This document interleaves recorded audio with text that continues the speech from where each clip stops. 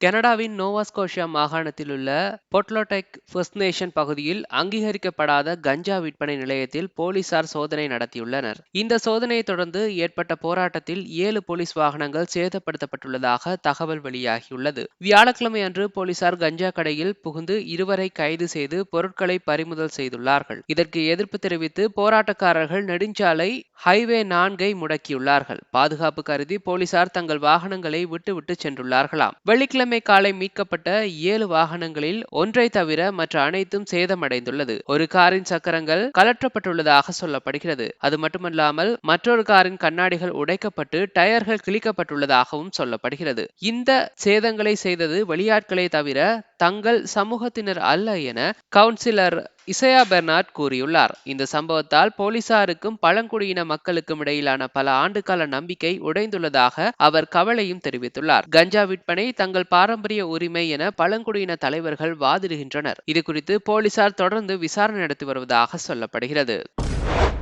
கனடாவின் சஸ்கட்டூன் பகுதியில் உள்ள ஒரு குடியிருப்பில் ஏற்பட்ட தீ விபத்தில் ஒருவர் உயிரிழந்துள்ளார். இது குறித்த விரிவான தகவல்களை பார்த்தோமே ஆனால் வெள்ளிக்கிழமை அன்று Saskatoon 400 block of avenue I south பகுதியில் உள்ள ஒரு வீட்டில் தீ விபத்து ஏற்பட்டுள்ளதாக தீயணைப்பு துறையினருக்கு தகவல் கிடைத்துள்ளது. சம்பவ இடத்துக்கு விரைந்த தீயணைப்பு வீரர்கள் தீயை அணைக்கும் பணியில் ஈடுபட்டனர். தீயை அணைக்கும் முயற்சியின் போது அந்த வீட்டிற்குள் ஒரு நபர் இருப்பதை வீரர்கள் கண்டறிந்தார்கள். துரதிருஷ்டவசமாக அந்த குறிப்பிட்ட நபர் சம்பவ இடத்திலேயே உயிரிழந்து விட்டதாக மாநகர நிர்வாகம் அதிகாரப்பூர்வமாக அறிவித்துள்ளது. வெள்ளிக்கிழமை மாலை 3:59 மணி நிலவரப்படி தீ விபத்து ஏற்பட்டதற்கான காரணம் மற்றும் அதன் ஆரம்ப புள்ளி குறித்து தீயணைப்பு ஆய்வாளர்கள் சம்பவ இடத்தில் தீவிர விசாரணை நடத்தி வருகிறார்கள். உயிரிழந்த நபர் குறித்த கூடுதல் தகவல்கள் இதுவரை வெளியிடப்படவில்லை. மேலதிக தகவல் கிடைக்கும் போது தெரிவிக்கப்படும் என மாநகராட்சி தெரிவித்துள்ளது.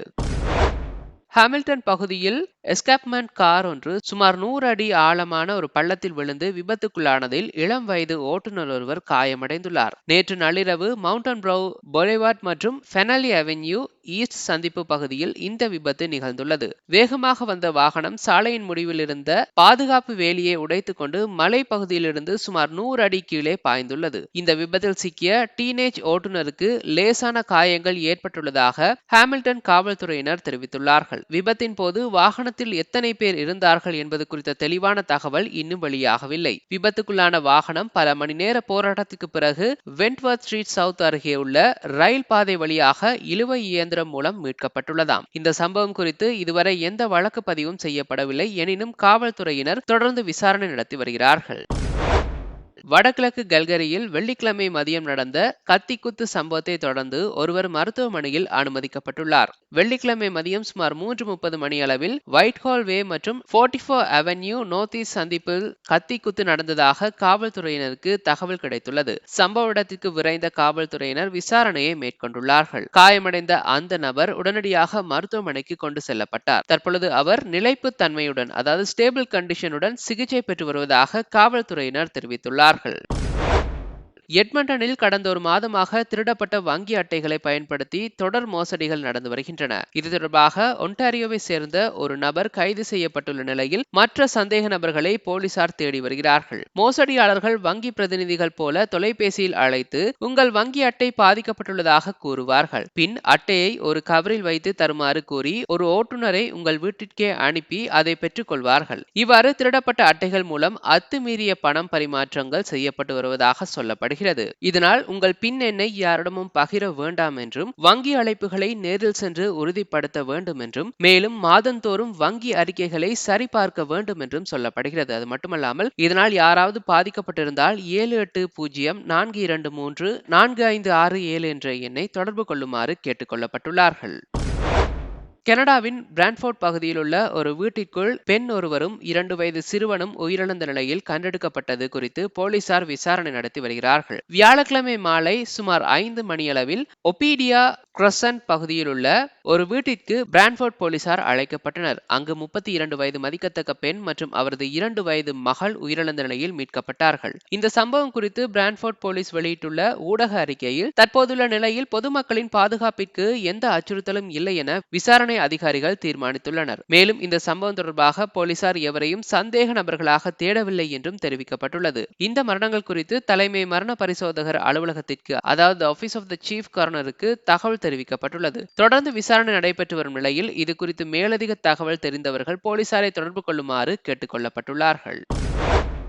நியூ வெஸ்ட்மின்ஸ்டர் பகுதியில் நிகழ்ந்த அதிவேக கார் விபத்து தொடர்பாக குற்றவியல் குற்றச்சாட்டுகளை பதிவு செய்ய காவல்துறை பரிசீலித்து வருகிறது. கடந்த மார்ச் 30ஆம் தேதி இரவு 11 மணி அளவில் 6வது அவென்யூ மற்றும் மெக்பிரைட் பவுல்வர்ட் சந்திப்பில் 2 வாகனங்கள் மோதி விபத்துக்குள்ளானது. இதில் ஒரு வாகனம் மிக அதிவேகமாக சென்றதால் கட்டுப்பாட்டை இழந்து அருகிலிருந்த வேலிக்குள் தலைகீழாக கவிழ்ந்ததாக சொல்லப்படுகிறது. வாகனங்கள் கடுமையாக சேதமடைந்த போதிலும் அதிர்ஷ்டவசமாக யாருக்கும் உயிருக்கு ஆபத்தான காயங்கள் ஏற்படவில்லை என்று சொல்லப்படுகிறது. கவிழ்ந்த காரில் இருந்தவர்கள் தாங்களாகவே மருத்துவமனைக்கு சென்றுள்ளார்கள். மற்றொரு ஓட்டுநர் காயமின்றி தப்பியுள்ளார். வாகனங்கள் சேதமடைந்த நிலையை பார்த்தால் யாரும் காயமடையாதது ஒரு அதிசயம் என்று காவல் அதிகாரி தெரிவித்திருந்தார். இந்த விபத்து தொடர்பான டேஷ்கேம் வீடியோக்கள் வைத்திருப்பவர்கள் 6045255411 எண்ணை தொடர்பு கொள்ளுமாறு போலீசார் கேட்டுக் கொண்டுள்ளார்கள். லண்டன் ரிச்மண்ட் தெரு மற்றும் எப்வொர்த் அவென்யூ சந்திப்பில் நேற்று அதிகாலை நிகழ்ந்த கார் விபத்தில் மின்கம்பம் ஒன்று முற்றிலும் சேதமடைந்துள்ளது. இதன் காரணமாக மேஃபேர் டிரைவ் முதல் ரேமண்ட் அவென்யூ வரையிலான சாலை போக்குவரத்து அதிகாலை 4:40 மணி முதல் தற்காலிகமாக நிறுத்தப்பட்டது. விபத்து நடந்த இடத்தில் நிறுத்த சிக்னல் வளைந்தும் வாகன உதிரி பாகங்கள் சிதறியும் காணப்பட்டிருந்தன. லண்டன் ஹைட்ரோ ஊழியர்கள் துரிதமாக செயல்பட்டு மின்கம்பத்தை சீரமைத்தார்கள். தற்போது பணிகள் நிறைவடைந்து ரிச்மண்ட் தெரு மீண்டும் போக்குவரத்திற்காக திறக்கப்பட்டுள்ளது. இந்த விபத்தில் யாருக்கேனும் காயம் ஏற்பட்டதா அல்லது வழக்கு ஏதேனும் பதியப்பட்டதா என்பது குறித்த கூடுதல் தகவல்களை போலீசார் இன்னும் வெளியிடவில்லை. கனடாவின் ஒன்டாரியோ மாகாணத்தில் போலி $20 பணத்தாள்கள் புழக்கத்தில் விடப்பட்டுள்ளது குறித்து போலீசார் தீவிர விசாரணை நடத்தி வருகிறார்கள். கடந்த மார்ச் 31 அன்று கிர்க்லாந்து பகுதியில் உள்ள RBC வங்கியில் ஒரு போலி $20 நோட்டு கண்டறியப்பட்டது. இதேபோல் மார்ச் மாதத்தில் பிளைண்ட் ரிவர், எலியட் லேக், மூசோனி உள்ளிட்ட பல இடங்களிலும் போலி நோட்டுகள் புழக்கத்தில் இருந்தது உறுதி செய்யப்பட்டுள்ளது. கைப்பற்றப்பட்ட நோட்டுகளில் இருந்த குளறுபடிகள் குறித்து போலீசார் தெரிவித்ததாவது, கனடா என்ற சொல்லின் இறுதியில் ஏ என்று எழுத்து விடப்பட்டிருந்ததாம். அதாவது கனட் என்று சொல்லப்பட்டிருக்கிறது. அது மட்டுமல்லாமல் அதில் this is not legal tender மற்றும் ஃபில்ம் ப்ரொடக்ஷன் உள்ளிட்ட வாசகங்கள் இருந்துள்ளது. அது மட்டுமல்லாமல் அசல் நோட்டுகள் பிளாஸ்டிக்கால் ஆனவை, ஆனால் இந்த நோட்டுகள் பேப்பரால் தயாரிக்கப்பட்டுள்ளதாக சொல்லப்படுகிறது. அது மட்டுமல்லாமல் அசல் நோட்டில் இருப்பது போன்ற வெளிப்படையான ஜன்னல், அதாவது டிரான்ஸ்பரண்ட் விண்டோ என்று சொல்வார்கள், அது மற்றும் உலோக வேலைப்பாடுகள் இதில் இல்லை என்றும் சொல்லப்படுகிறது. இதனால் பணம் பெறும் போது எண்களில் உள்ள தடித்த மை, அதாவது ரேஸ்ட் இங்க் மற்றும் சீரியல் எண்களை சரிபார்க்கவும், அது மட்டுமல்லாமல் சந்தேகம் வந்தால் பணத்தை வாங்க மறுப்பதோடு அது மட்டுமல்லாமல் உடனடியாக உள்ளூர் போலீசாரிடம் புகார் அளிக்குமாறும் கேட்டுக்கொள்ளப்பட்டுள்ளீர்கள். கிழக்கு ஒன்டாரியோவில் சீட் பெல்ட் அணியாததற்காக ஒரே நாளில் சுமார் 30 பேர் மீது மாகாண காவல்துறையினர் வழக்கு பதிவு செய்துள்ளார்கள். கடந்த வெள்ளிக்கிழமை மேற்கொள்ளப்பட்ட இந்த தீவிர சோதனையில் மொத்தம் 29 பேர் சட்டத்தின் பிடியில் சிக்கியுள்ளார்கள். குறிப்பாக சீட் பெல்ட் பயன்பாட்டை உறுதி செய்ய நடத்தப்பட்ட 3 மணி நேர அதிரடி சோதனையில் கிட்டத்தட்ட 21 பேர் மீது குற்றம் சுமத்தப்பட்டுள்ளது. இதனைத் தொடர்ந்து அன்றைய நாள் முழுவதும் நடத்தப்பட்ட இதர கண்காணிப்புகளில் மேலும் 8 பேர் சிக்கியதாக காவல்துறையினர் சமூக வலைதளங்களில் தெரிவித்துள்ளார்கள். இதில் கவலைக்குரிய விஷயம் என்னவென்றால், குழந்தைகளை சரியான முறையில் அமர வைக்க தவறியதற்காக 5 வழக்குகள் பதிவு செய்யப்பட்டுள்ளதாம். சீட் பெல்ட்டுகள் உயிரை காக்கின்றன, பயணத்தை தொடங்கும் முன்பு எப்போதும் அவற்றை அணியுங்கள் என OPP அதிகாரிகள் பொதுமக்களை வலியுறுத்தியுள்ளார்கள். இத்துடன் இன்றைய நாளுக்கான செய்தி அறிக்கை நிறைவடைகிறது. மீண்டும் நாளை புதிய செய்திகளுடன் உங்களை சந்திக்கிறேன். அதுவரை எங்களுடைய சேனலை மறக்காமல் சப்ஸ்கிரைப் செய்து இணைந்திருங்கள். அது மட்டுமல்லாமல் எங்களுடைய வாட்ஸ்அப் குழுவிலும் இணைந்திருங்கள். நன்றி.